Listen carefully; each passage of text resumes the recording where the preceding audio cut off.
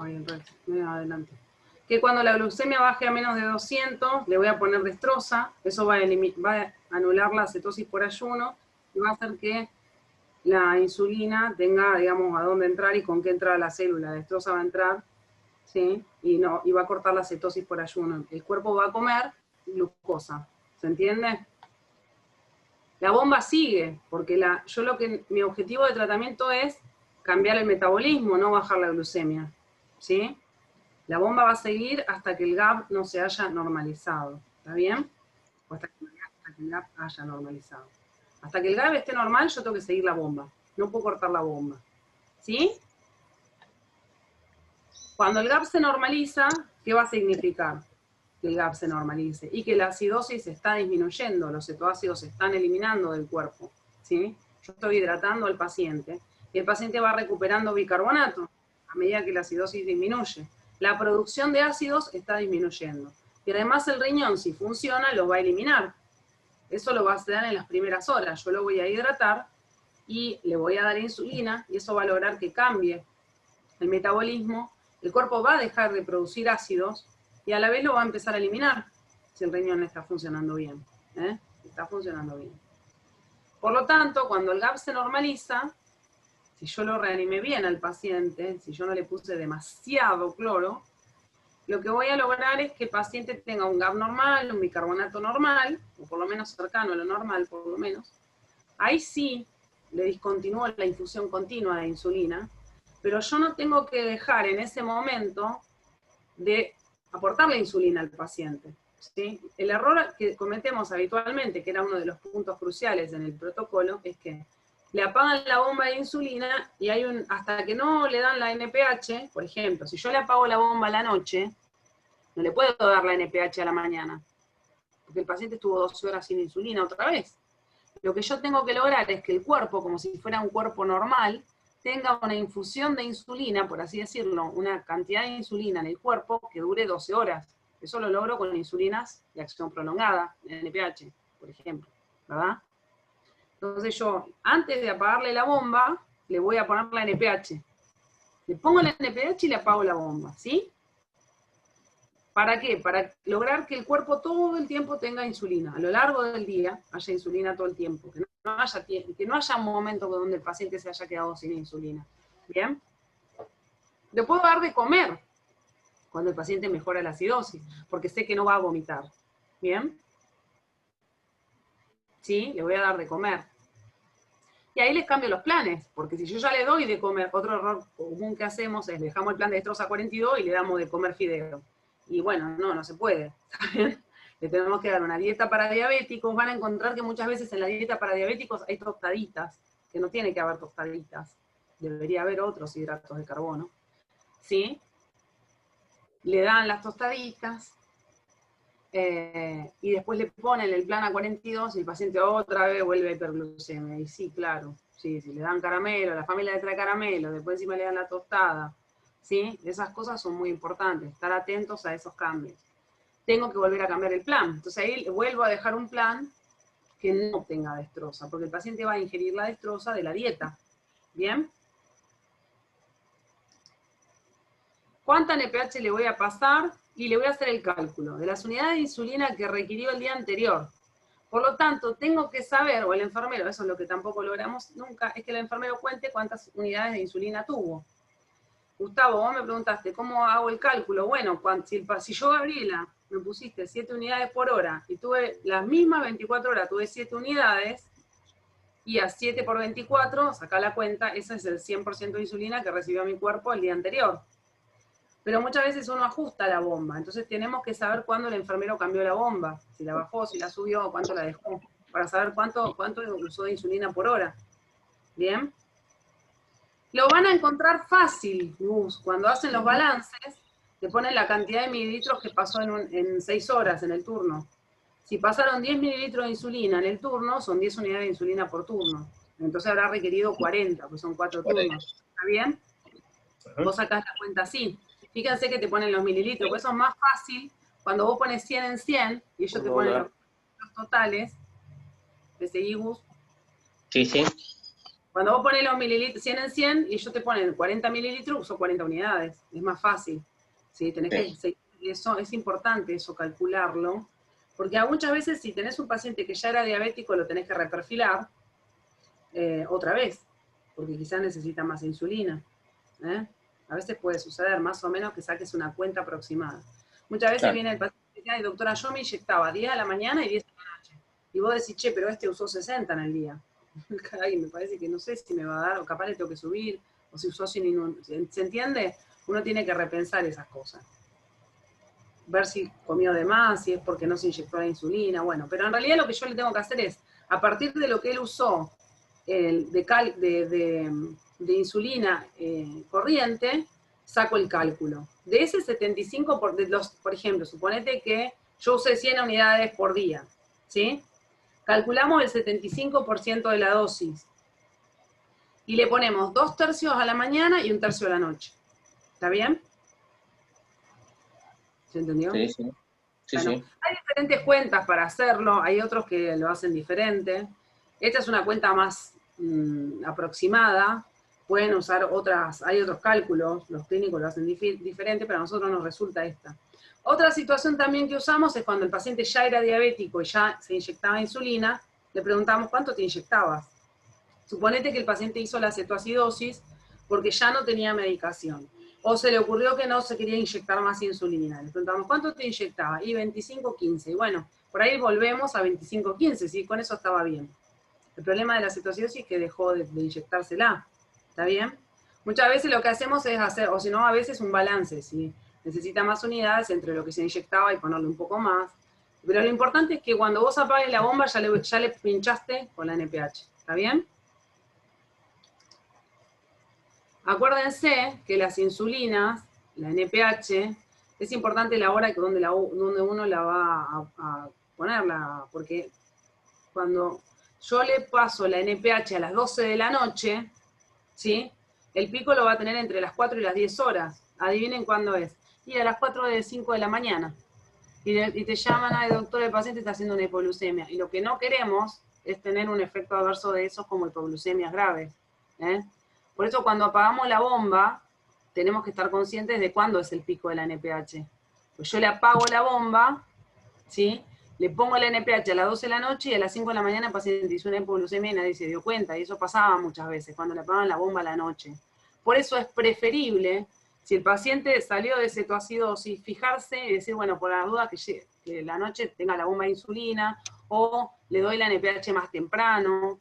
Tener en cuenta los horarios, porque en la guardia lo que hacían era, a las 12 de la noche le sacaban los gases, y como le daba que el GAP estaba normal, a las 12 de la noche le ponían la NPH, y entonces el paciente te hacía la hipoglucemia a las 5 de la mañana cuando nadie lo ve, cuando sale el laboratorio de control. Y eso no está bueno, porque el paciente no tiene que hacer hipoglucemia. Tengan en cuenta los horarios, ¿sí? Hagan temprano los gases, porque si uno le quiere suspender la bomba a la noche, tiene que hacer a las 9 de la noche, o a las 10. No tan tarde, para que el pico no lo haga tan a la madrugada. ¿Bien? Y otra cosa importante que suele suceder es que muchas veces nosotros le ponemos NPH y el paciente hace una hiperglucemia. Y ahí no le prendemos la bomba de nuevo, le damos un bolo de cristalina, ¿sí? Lo vamos a corregir con cristalina, no le empezamos a corregir con bomba, no volvemos para atrás. Si el paciente ya salió de cetoacidosis y ya le pusimos NPH y lo tenemos que corregir, ¿cómo lo corregimos? Y con subcutánea. ¿Está bien? No lo volvemos a corregir con insulina endovenosa. ¿Está? Volvemos un poco atrás a repasar. Bueno, ¿está bien? Vamos a volver atrás. Así hacemos un repaso corto. ¿Cómo se hace el diagnóstico de la cetoacidosis diabética? Tengo que tener la tríada: hiperglucemia, acidosis metabólica de GAP elevado y cetonemia o cetonuria. ¿Sí? Tengo que tener cuerpos cetónicos positivos. No importa las cruces. ¿Está? En general son muchas. ¿Qué le pido en laboratorio? Todo.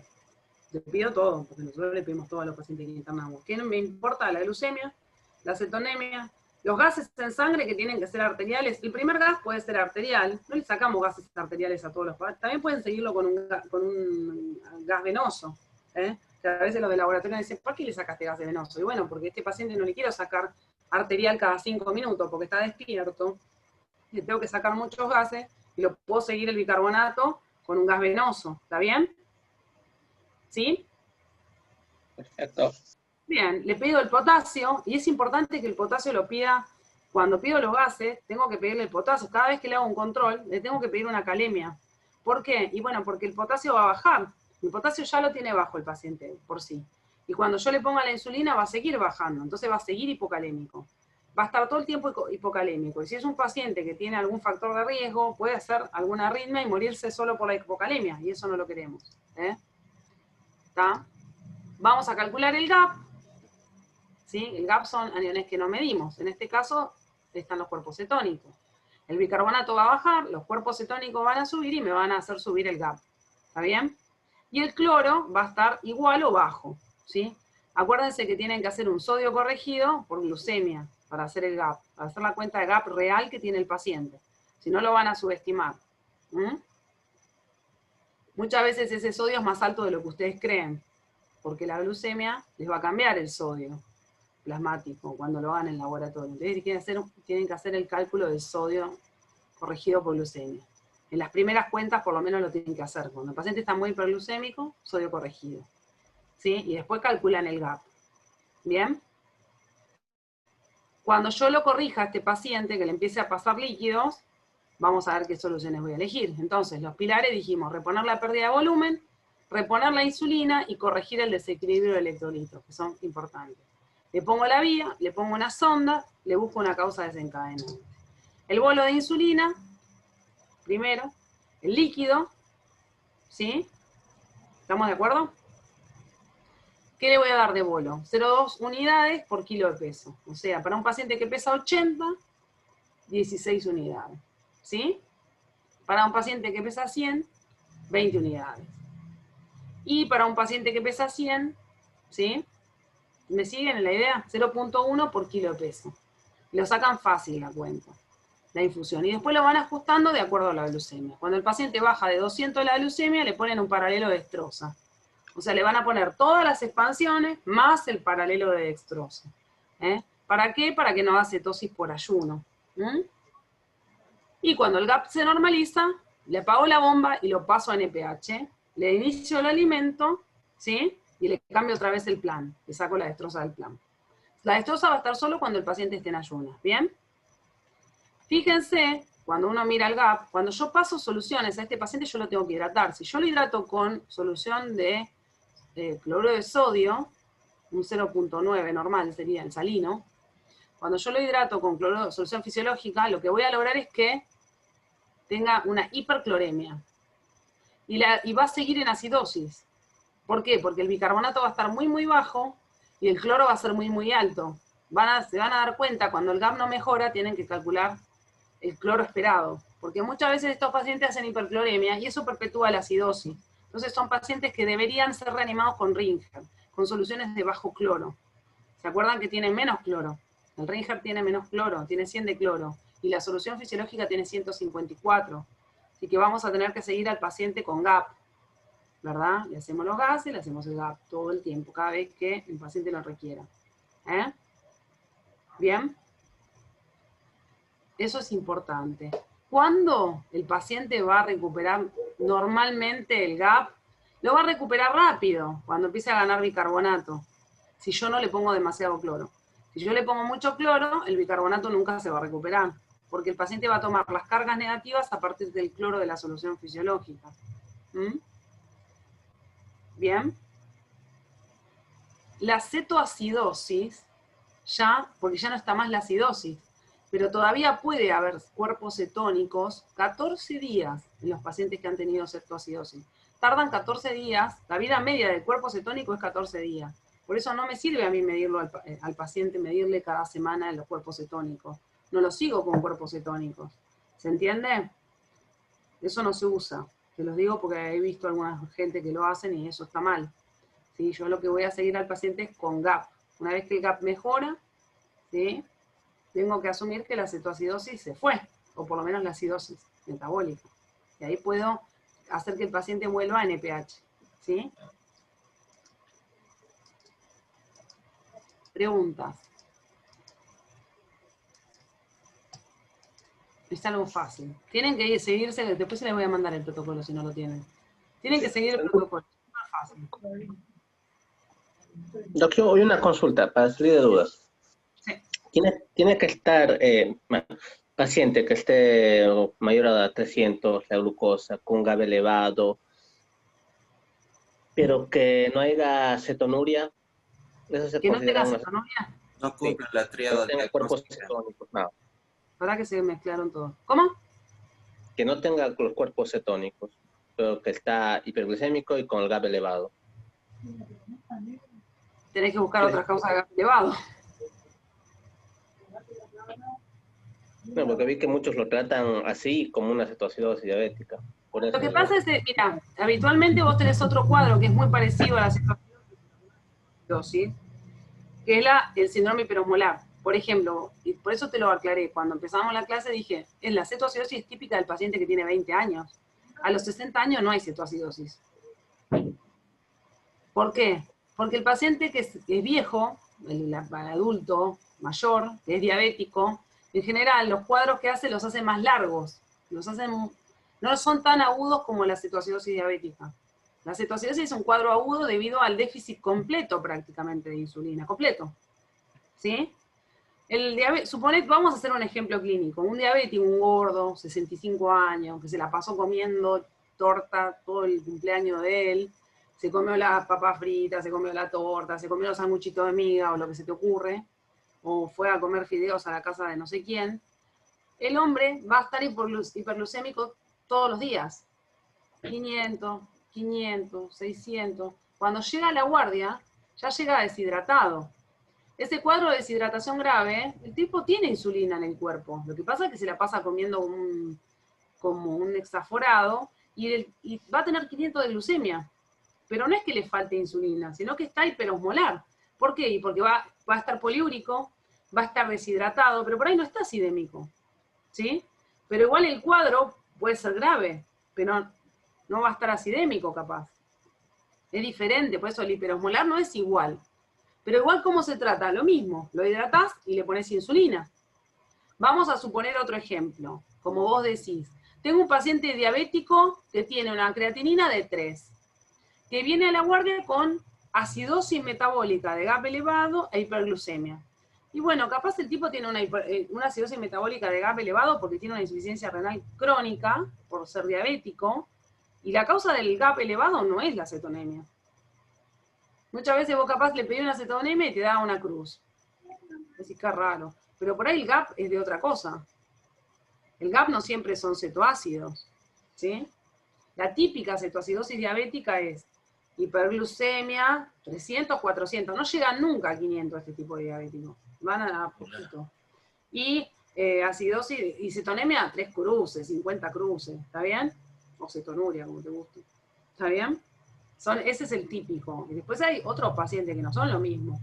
A veces hay pacientes que son insulino requirientes, tienen 40 años, falla renal, el GAP te da elevado, pero no siempre es a expensas de la cetonemia. Lo bueno es, si vos no tenés cetoácido, como vos decís, mira, no tienes cetoácido, bueno, busca otra causa de GAP elevado.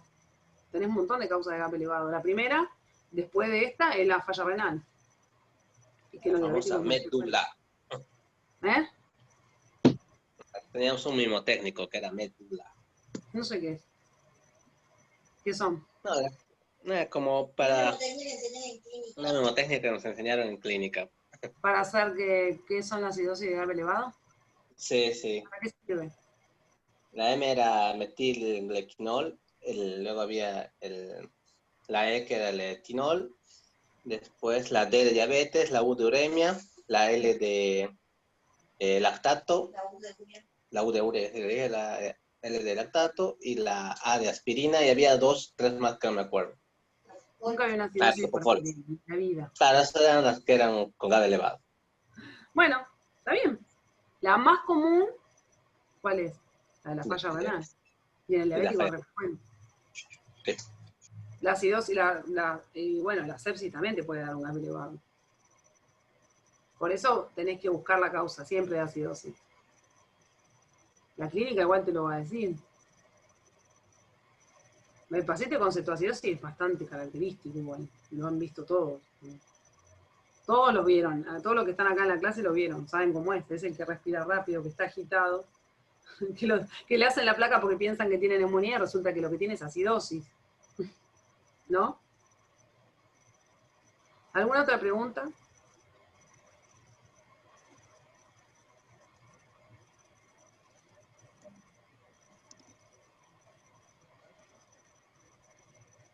Nadie tiene pregunta.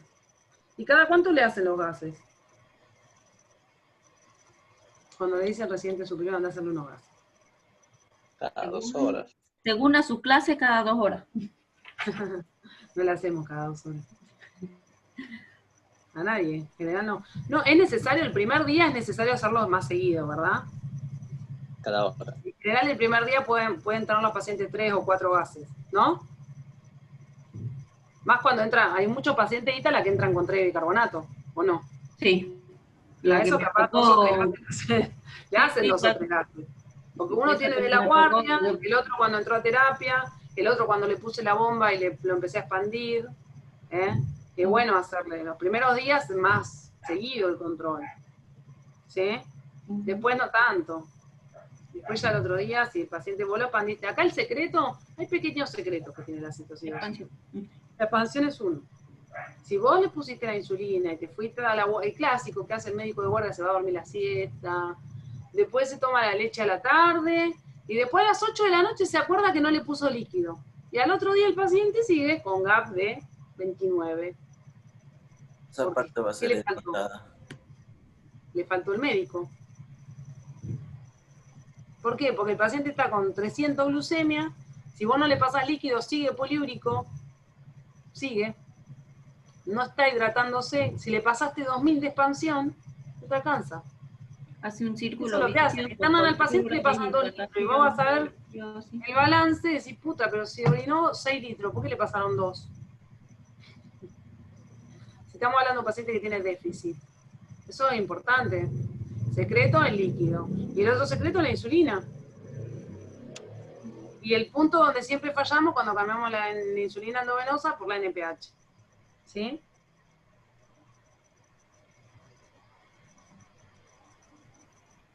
Y la hipercloremia, es otro problema que tenemos cuando lo expandimos. Si no le ponemos Ringer, siempre pidan Ringer. Estos pacientes son bastante buenos como para indicar Ringer. Son pacientes que tienen hipocalemia, el Ringer tiene un poco de potasio y tiene menos cloro. Entonces lo que no haces es no le das hipercloremia al paciente.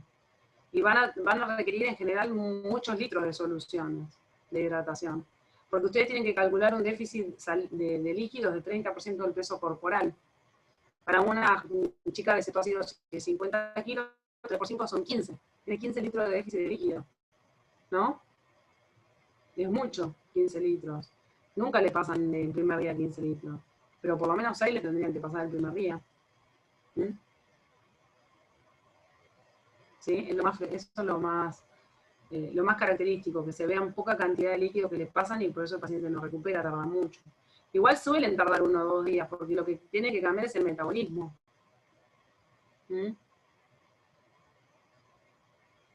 Pero hay cosas que te perpetúan la acidemia. Una de ellas es la hipercloremia. ¿Mm? Y no darle la cantidad de insulina que necesita es otra. Y no darle el líquido que necesita es otra. ¿Ah? ¿Qué más? Ya dijimos lo del sedimento urinario, traten de no hacerlo porque no es muy útil. A veces hacen sedimento para hacerle la cetonuria. Pero no me sirve el sedimento urinario y ponerle cipro si tiene sedimento positivo y todas esas cosas raras que hacen. La idea sería hacerle un urocultivo, porque si no estamos ciegas con el tratamiento. Sin urocultivo no se puede tratar, en realidad. Porque hacen sedimento positivo y le ponen el tratamiento. Y yo qué sé, a un diabético no es bueno empezarle cualquier antibiótico. ¿Mm? Bueno, ¿qué más? ¿Otra pregunta? ¿No? Doc, otra duda. Antibióticos en estos pacientes. Ajá.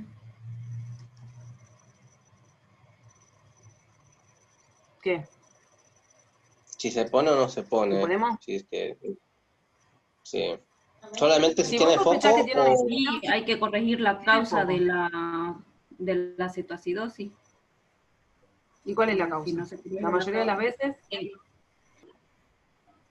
¿cuál es la mayormente es causa? por abandono de tratamiento. Exacto. Mayormente no ponerse La- la insulina. No, porque, o comerse sí. la torta cuando los chicos en general son chicos jóvenes que van a los cumpleaños, le invitan la torta. Tuve mi cumpleaños y quería comer la torta, doctora. Clásico. Dejan la insulina o dejan la dieta. Entonces lo que vos tenés que hacer es entender que la mayor parte de los pacientes que vienen es porque dejaron el tratamiento. Si vos, el paciente te dice que no abandonó el tratamiento, tenemos pacientes que son así, que te dicen, no, yo no abandoné el tratamiento, te lo perjuran. Lo primero que tenés que sospechar es que abandonó el tratamiento. Si no, si vos es un paciente que vos sabés que no abandonó el tratamiento, porque es un paciente que vos ya lo conocés, que nunca abandona el tratamiento, que es muy buen paciente, qué sé yo, tenés que pensar en una infección. Y el paciente está lúcido, lo podés interrogar, le preguntás si tuvo disuria. Igual no tenés muchos diabéticos que tienen bacteriuria asintomática. Si sospechás algo de infección urinaria, tendrás que cultivarlo en realidad. No le puedes poner, muchas veces veo que le ponen cipro y le ponen seguimiento solo. No es lo ideal en un diabético, porque un diabético puede tener muchas infecciones urinarias a lo largo de su vida. Y vos si le empezaste cipro, no sabés si tiene un germen multiresistente o no. Muchas veces hemos tenido también otras pacientes que tenían candidemia vaginal, candidiasis vaginal, perdón, candidiasis vaginal, y capaz le tratás eso y ya se le cura la infección. O una vez tuvimos uno que tuvo un flemón amigalino. Tenés que buscar el sitio. Si encontrás un foco, lo tratás. Si no, ponerle antibiótico empírico. La mayoría de las situaciones que tenemos nunca le ponemos antibiótico. O por lo menos yo no. Hay días que es típico, entra a la situación y le pone antibiótico. Pero yo no, yo no le pongo antibiótico. A menos que sospeche un foco.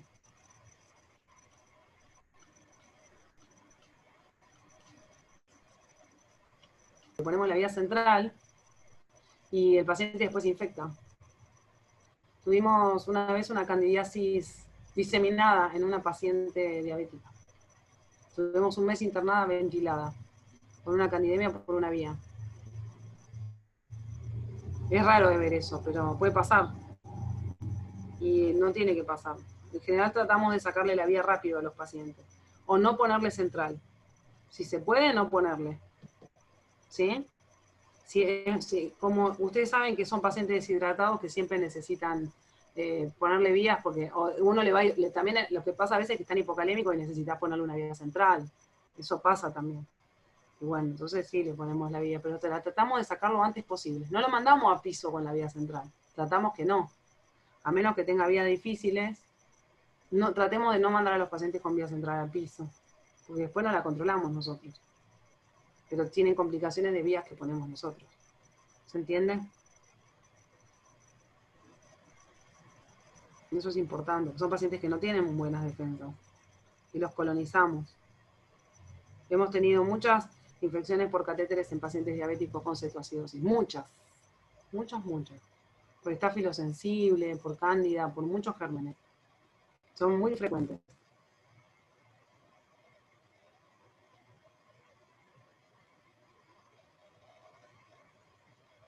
¿Alguna otra pregunta?